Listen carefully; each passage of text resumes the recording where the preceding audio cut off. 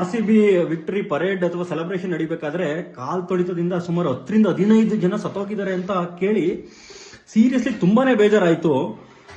RCB ಆಗ್ಲಿ ವಿರಾಟ್ ಕೊಹ್ಲಿ ಆಗ್ಲಿ, ನೀವು ಯಾರದೇ ಫ್ಯಾನ್ ಆಗಿರ್ಲಿ, ಅವ್ರಿಗೆ ನೀವು ಕೋಟಿ ಜನರಲ್ಲಿ ಒಬ್ರು. ಬಟ್ ನೆನಪಿರ್ಲಿ, ನಿಮ್ಮ ಮನೆಗೆ, ನಿಮ್ಮ ಹೆಂಡತಿ ಮಕ್ಕಳಿಗೆ, ನಿಮ್ಮ ತಂದೆ ತಾಯಿಗೆ ನೀವೊಬ್ಬರೇ ಆಧಾರ ಸ್ತಂಭ. ಈ ತರ ಹುಚ್ಚಾಟ ಅಥವಾ ಹುಚ್ಚು ಸೆಲೆಬ್ರೇಷನ್ ಮಾಡಕ್ ಹೋಗಿ ದಯವಿಟ್ಟು ನಿಮ್ಮ ಲೈಫ್ ನ ಕಳ್ಕೊಂಬಿಡಿ. RCB ಇವತ್ತಲ್ಲ, ಈ ವರ್ಷ ಗೆದ್ದಿದೆ, ಅಫ್ಕೋರ್ಸ್ ನೆಕ್ಸ್ಟ್ ಇಯರ್ ಗೆಲ್ಲುತ್ತೆ ಅಥವಾ ಇನ್ನ 2 ವರ್ಷ ಆದ್ಮೇಲೆ ಗೆಲ್ಲುತ್ತೆ. ಬಟ್ ನಿಮ್ಮ ಲೈಫ್ ಬರೋದು ಒಂದೇ ಒಂದ್ ಸರಿ. ದಯವಿಟ್ಟು ಯೋಚನೆ ಮಾಡಿ. ಅಫ್ಕೋರ್ಸ್ ನೀವು ಗೌರ್ಮೆಂಟ್ ಮೇಲೆ ಎತ್ತಾಕ್ಬೋದು, ಗೌರ್ಮೆಂಟ್ ಕರೆಕ್ಟ್ ಆಗಿ ಆರ್ಗನೈಸ್ ಮಾಡಿಲ್ಲ, ಹಾಗೆ ಹೀಗೆ ಅಂತ ನಿಜನೂ ಇರಬಹುದು. ಬಟ್ ಅವ್ರೇನ್ ಬರ್ತಾರೆ, ಸಂತಾಪ ಸೂಚಿಸ್ತಾರೆ, ಈಗಲ್ಲಪ್ಪ ನಮ್ಗೆ ಒಂದೇ ದಿನ ಸಿಕ್ಕಿದ್ದು, ಏನೋ ಒಂದು ರೀಸನ್ ಕೊಡ್ತಾರೆ, ಹೋಗ್ತಾರೆ ಅಷ್ಟೇ. ಬಟ್ ನಿಮ್ಮ ಲೈಫು ಯಾರು ತಂದ್ಕೊಳ್ತಾರೆ? ಈವನ್ ವಿರಾಟ್ ಕೊಹ್ಲಿ ತಂದ್ಕೊಡಕ್ಕಾಗಲ್ಲ, RCB ಮ್ಯಾನೇಜ್ಮೆಂಟ್ ತಂದ್ಕೊಡಕ್ಕಾಗಲ್ಲ, ಯಾರು ತಂದ್ಕೊಡಕ್ಕಾಗಲ್ಲ. ದಯವಿಟ್ಟು ಯೋಚನೆ ಮಾಡಿ.